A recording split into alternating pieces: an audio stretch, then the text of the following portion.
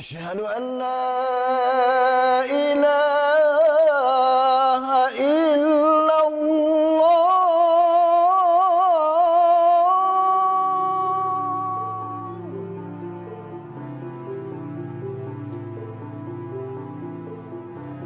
Pada tahun 1398 Masehi, Maulana Malik Ibrahim mengangkat kedua tangan ke atas, melafalkan pujian kepada Tuhan. Kapal layar yang ia tumpangi bersama rombongannya telah sampai ke tujuan. Mereka telah sampai ke Pasai, sebuah kerajaan Islam yang pernah berjaya, namun mulai surut menyusul serangan Majapahit atas kerajaan pesisir Aceh tersebut. Bersama dengan kerajaan Samudra dan Perlak, Pasai pernah mengisi kebesaran sejarah panjang di dataran utara Sumatera tersebut. Mereka, rombongan dari Turki itu, memang sempat singgah di Gujarat. Tujuan mereka adalah ke Jawa Dwipa, bumi Jawa. Namun mereka harus mengikuti kehendak sang pengemudi kapal yang harus berhenti di setiap pelabuhan. Mereka sadar kapal yang mereka tumpangi adalah kapal niaga. Maka ketika kapal itu harus singgah untuk beberapa lama di Pasai, Malik Ibrahim dan rombongannya harus rela hati menerimanya.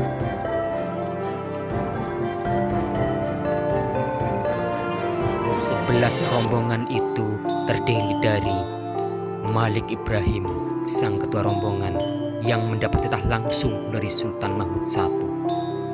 Kemudian ada Syekh Ali Akbar dan Syekh Subakir, dua ulama dari negeri Persia yang bersama-sama Malik Ibrahim meninggalkan negeri tua itu.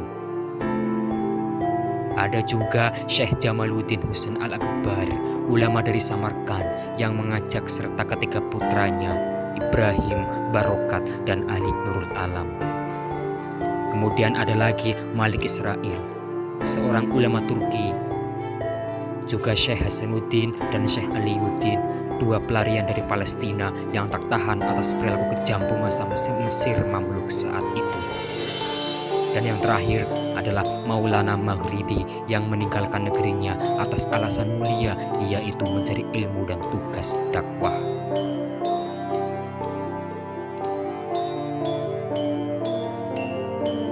Memang tak disangkal, bumi Pasai memang dihuni oleh orang-orang dari beragam asal, dan kebanyakan penduduk pendatang di Pasai berasal dari Timur Tengah. Malahan kerajaan Pasai sendiri didirikan oleh seorang laksamana Mesir bernama Nizamuddin Al-Kamil, 1,5 abad sebelum kedatangan rombongan Turki ini.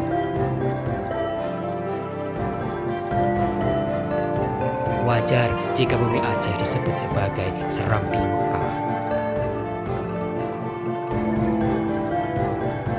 Rombongan dari Turki itu berkurang satu. Ibrahim, putra sulung Syekh Jamaluddin Husain Al-Akbar, memilih tinggal di Pasai. Sebuah keputusan yang tepat. Ternyata di kota Pasai itu ia diterima dengan sangat baik oleh Sultan Ahmad, sang penguasa setempat.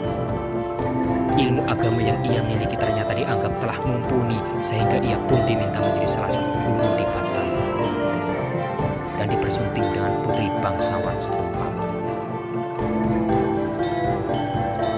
1399 Masehi, rombongan dari Turki atas perintah Sultan Mahmud I itu telah tiba di Jawa. Mereka menuju daratan Tandes, sebuah pelabuhan terbesar di Jawa kala itu. Selepas turun dari kapal, para utusan Turki itu beristirahat sejenak melepas lelah. Tandes merupakan kota terbuka, banyak pedagang dari beragam negeri berkumpul di sini. Sangat mudah bagi mereka untuk menjumpai orang Mesir, Persia, dan terlebih orang-orang Gujarat.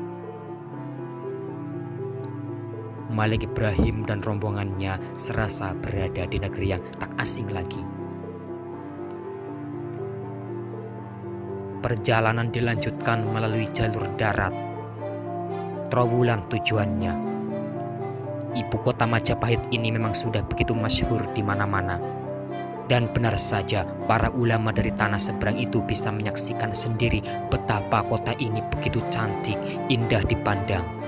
Memang tak sebesar Bizantium atau Baghdad, tapi jika dibandingkan dengan kota-kota lain di sekitar Jawa dan Melayu, Trowulan merupakan kota besar dengan bangunan yang teratur dan berjajar. Dan yang membuat rombongan ini terhibur, ternyata di Trowulan juga telah ada sekelompok masyarakat muslim. Bukan muslim asing seperti mereka, tapi muslim pribumi. Ini sungguh di luar perkiraan. Ternyata sudah ada beberapa orang yang telah memeluk Islam di sini, kata Malik Ibrahim. Benar, meski baru sedikit, sambung Syekh Jamaluddin.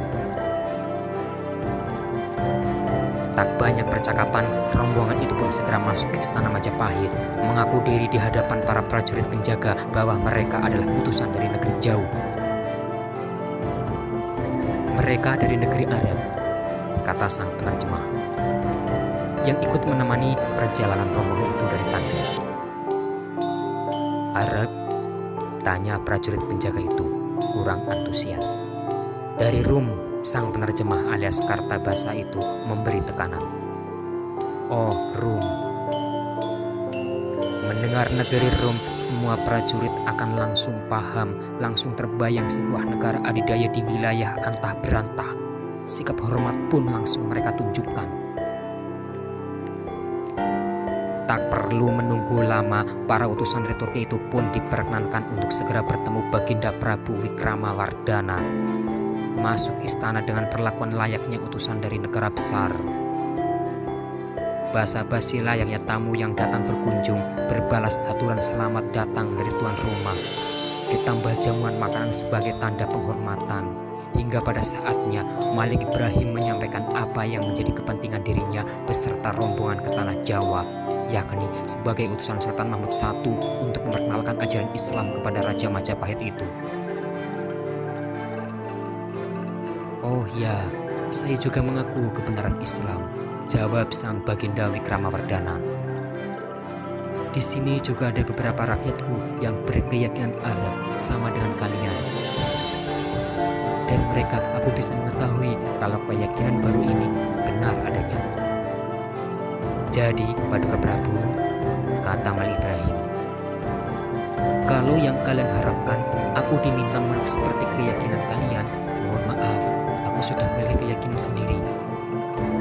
Para duta itu saling berpandangan.